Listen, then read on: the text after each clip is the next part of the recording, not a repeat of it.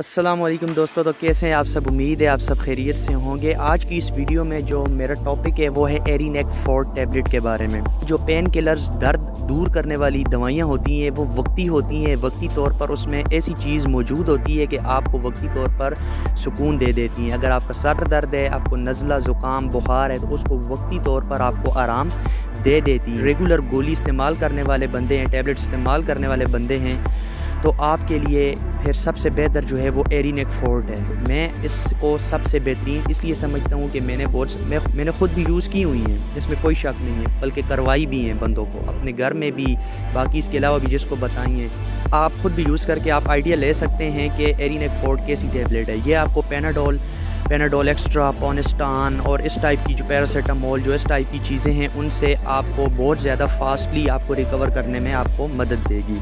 तो बस ये छोटी सी वीडियो मुझे बनानी थी और इसमें मुझे सिर्फ आपको इतना ही बताना था कि अगर आप पेन किलर लेते हैं तो सबसे बेस्ट पेन किलर फिर एरीनेक 4 है और आप इसी को यूज़ करें, इससे आपको ज़्यादा फ़ायदा मिलेगा।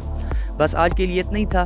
किसी दूसरी वीडियो में मिलेंगे किसी नए टॉपिक के साथ। तब तक के लिए मुझे इजाज़त दीजिए। अल्लाह हाफ़िज़।